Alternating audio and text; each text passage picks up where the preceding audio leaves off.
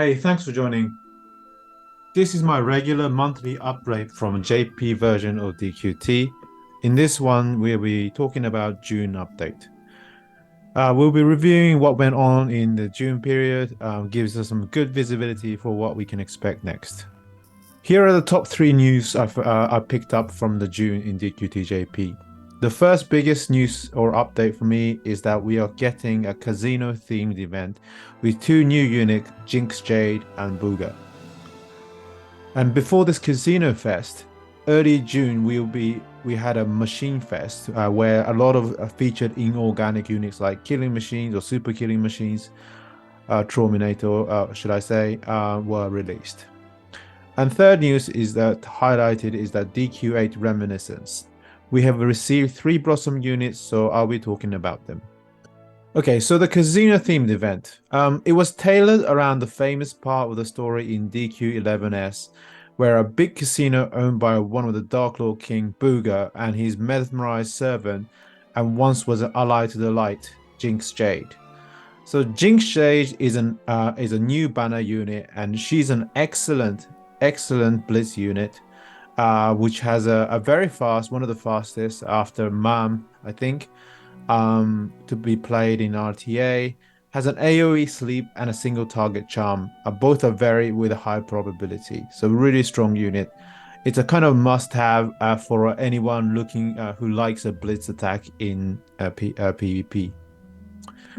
And next up is a Booga. This unit is just released in today, so it's kind of technically a July, but I thought it's still worth including it here. So he has a very interesting mechanics that will convert enemy unit to be a cover tank for your team. Sounds crazy, right? So I won't go into too much detail, but it's very interesting mechanics and potentially a must pull. But we should find out from JP players in the next week or so too. If you're interested, I recommend joining a Discord discussion in the main cord that's run by members of BDS. Also, just as more speculation around what is featured event for the anniversary. Of course, we don't know yet, but some predict that it's going to be DQ5. And one of the reasons they think that is, please take a look at this event token from this casino theme event where it says Fever, but a very kind of prominent and large, V featured in the middle, which can also be seen as DQ5, as you might imagine. So this is, really just a sign and, a prediction by some players, but I thought it's quite interesting as a fun insight. So that was the most recent event or current event that DQT JP has got. But one before that, they had a machine fest for most of June. Event was, quite interesting for such filler event, in my opinion, with a lot of good units that are noteworthy. But one of the most interesting, or at least one I'm looking forward to, is the Hunter Mindini at the last, which is a farmable unit. So anyway, let's take a look at one by one. So first of all, Terminator, a giant super, complex killing machine. My verdict on him is a 3 out of 5, or potentially higher, but overshadowed a little bit by other meta units around for this tier. He's a weight 50 unit. He comes with physical bounce, which is one of the key features. He starts with a full max attack buff, 2 coming from his own, and he has an AoE buff for inorganics. He also starts with a fight with a 2 steps agility, making him one of the fast units, top 10, I think, of in RTA. So really good for blitz attack. He's a Zambang specialist, so he only has those 2 attacks, but he can also buff himself for agility and also increase in move with an active skill. So his move can go up to 6 move if he uses a buff 3 times, I think. So kind of good in blitz, but also kind of also good in the slower play as well. So it's really good. I think the reason I've rated him slightly lower is that he has no damage reduction despite the physical bounce. So actually, if you're attacked by breath or a spell or martial even, then I expect him to go down pretty quickly. Also, his attacks are element locked, which makes him less kind of flexible or versatile. So that's why I rate him 3 out of 5. That's my early verdict, of course. Mechan-o, I don't know how to say it, but it's a gold kind of a dragon-like machine. My early verdict of him is 3.5 and 4, and some might rate him higher even.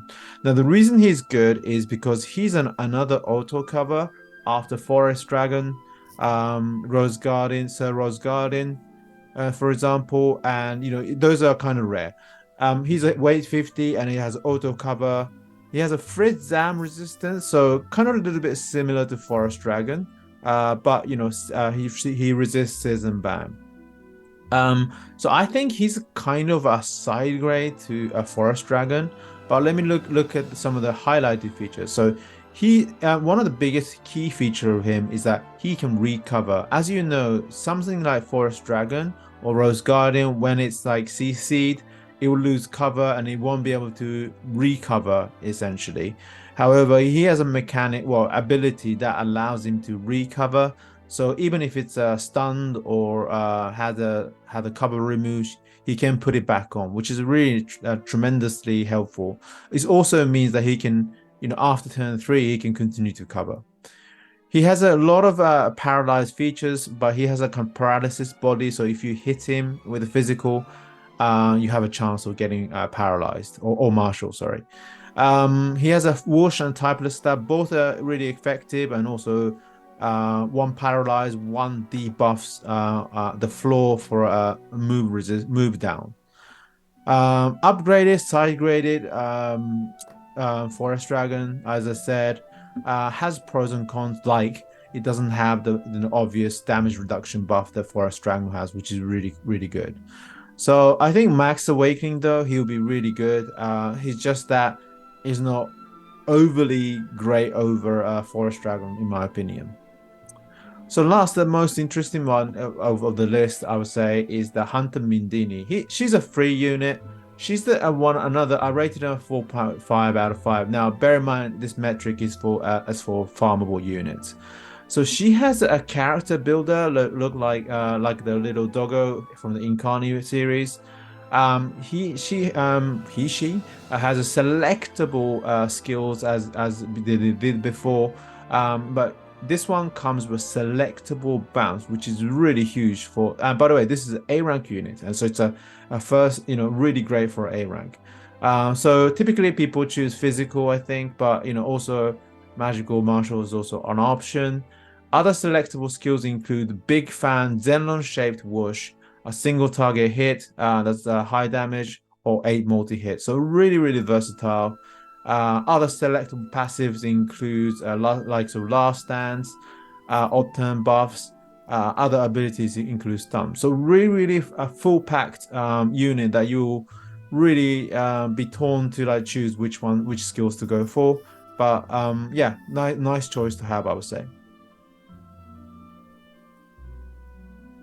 So last of the three of the news is about the new Blossom units come from DQA Reminiscence. So overall, I think this is a significant upgrade for better than DQ6. So I want to talk about each of these units. So Jessica, I rated her 3.5 to 4 out of 5. Now, she gets a new fan-shaped Sizz, which also has a chance to lower spell res. So this is similar to Maya, and it's quite a welcoming ability. But this next one, what makes it really, really good of an upgrade, is that on turn 5, she gets a max tension up. This means she doesn't have to psych up turn 1 to 4, which usually was the strategy for Jessica, is that between turn 1 to 4, she just does nothing, just psychs up and then do a ton of map damage with the multi masher. With this new feature, she can act for first 4 turns, and on turn 5 when a multi masher is ready, she has a full tension. So really, really strong ability, and I think allows her to come back to PvE play, which is really, really good. Also, she gets a 50% damage reduction. So in PvE, she's a little bit harder to be targeted, but this barriers are only for once. Also, because she has an MP regen, which means that even if you use her spell turn 1 to 4, she'll still have a ample MP on the turn 5, so it won't be affecting multi-masher damage too much. So she's an absolutely even better PV unit, and then we expect to see her more in the strategy guides. And next up is Angelo. Now, really excited about Angelo. He's got a really good upgrade, and my verdict is 4 or 4.5 out of 5. Probably closer to 4. I think 4.5 might be a bit overstatement, but it is good. He's a superb PvE sport unit, has a real potential PvP use, I think. Although, it's not going to be a total meta, some, fun kind of play. He has a Yeri Young Terry type of buff, buffs physical and magical. So already you might sense that this is already a good support, but also he comes with a small auto heal like Seraphy. He already had a buff on heroes type, which are close to him. So and then kind of keeps buffing till sort of turn 6 or so. And then once this hero buff is kick in with a Yeri type buff, and then relying on heroes who have a stats buff, the total damage can outperform Young Terry on turn 4 onwards. So that's a huge thing, especially in PvE. Solo, Erdrick, and Die are very common. This pairs him really nicely. He already had a defense physical resistance buff down, something Young Terry didn't have. And also he comes with okay, but kind of below par, but has a damaging ability. So overall fully packed, support unit that can also do an attack and debuff. Also, one thing to know, like Young Terry, he's a great at Awakening 1, although his agility is low, so his buff might be slightly slower than Young Terry's. Now, next up is Youngest. Youngest is a free unit, and I rated him 2 to 2.5 out of 5. Might be a little bit harsh, but I think I would say that for a lot of the players who have been this player for long enough, and perhaps rate higher for new starters. Potential use in PvE, though most likely replaceable, and new skill with a single target that has a high damage. His follow-up has a high chance of critical as well as a high chance to miss. So he's kind of a little bit of an RNG unit, but he starts off with a 4 move, and he can really tank quite a bit. So if you don't have other options, if you have other options, no need to blossom. But for a new starter, great DPS to think about. Okay, that is actually it for the video, but I like to close the video with giving you a 3 months view of what's next as a roadmap in DQT. This is a pure guess from what we have seen from JP version, but hopefully you'll find it useful. So our usual disclaimer before I do that is that this is my prediction only. Don't sue me if you don't get what you see in this slide.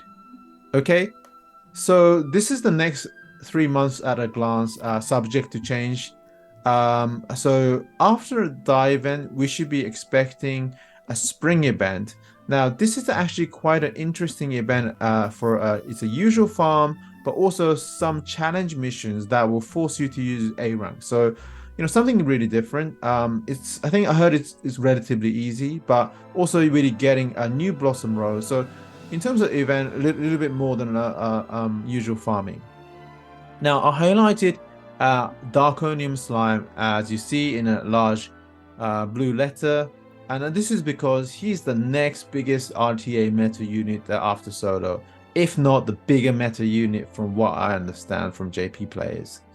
He has a Diamond Slime like resistance, Omega level damage, and also an ability to tension up for a damage up when he's sitting back, and also comes with a large heal that also cures status like Hawkheart. If you think current RTA is a pain and prepare for further suffering, like you've never seen before in RTA. As you see, this pink guy dominate RTA and usually almost insta concede when you see him. So also worth noting, he pairs really nicely with Incarni Hawkheart, so lucky you if you got him. The other big thing we're expecting is a 2.5 anniversary, and in one we are told by devs that we will be getting fragment event. So hopefully we get this and keep their promises, and we get this time. I'll unlock my previous video as a public video. I've hidden it for now, but you might find that interesting, although not all of them will be relevant. And then moving on to August, something like early to mid-August, we should be expecting DQ10 event. The biggest important unit to note is Anlucia, the new Anlucia. She's another hero, high status immunity on all statuses.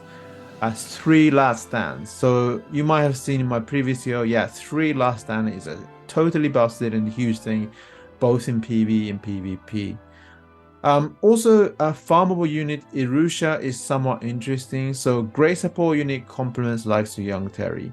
We're also getting units like Valeria Daviaga I covered in some other previous DQT update for JP, so you might want to check those out. I also don't know exactly when the 1000-day anniversary in DQT Global is, but we are expecting a 1000 days anniversary for us in Global, where you get a shared large sum of gem stash amongst the DQT Global player base. These are, you collect these kind of coins that you see here. And then what it is that I think it's like something like 4 days, you collect these coins, and depending on how much you collected, you get allocated some share of a stash of gems that's assigned for the global. So basically, the way to think about it is that you will need to spend a lot of stamina during that 4 days, and you're expected to get a heap of gem back. I think in JP they got something like 9,000 gems, so it was worth gem refreshing as well. Then after DQ10 event, probably mid to September, we should be expecting the Machine Fest that I was talking about earlier. As I said, some interesting units as you saw, but big prize for me and I'm looking forward to, as I said, is the Pink 100 Mini. I think casino themed event is going to be in October, but I have not done the exact days calculation, so this might be out by a few weeks. So I'll be on holiday starting mid-July and returning around mid-August. During the time off, I will have a lot of time to my hand, but I do not have all the recording kit with me. So I may be taking a break from these videos. I'll do my best to do some videos during the time, but no guarantees. So this is the reason I did the roadmap in the previous slide, and hopefully this will be helpful in giving you some insight during this time. Also, I have done, previously the video coverage on other units like Anlucia, so hopefully you'll find them useful as well. Also, if you have any questions, please feel free to reach out to me on Discord. I'll leave my contact in the chat in the description section. So a little bit early, but everyone have a great summer break, and just want to take this opportunity to thank the community and you viewers for your continued support. I think I've been doing this for 2 months or so. I've been really enjoying doing this. Made a lot of great friends in the community. A special thanks to Prince and also Peter for joining my previous videos, and hoping to do, make more friends and also do more videos, interview style like we did in the future. So hopefully I'll come back, refresh, and be doing more of these. Anyway, thank you very much, and hope to see you in a month's time.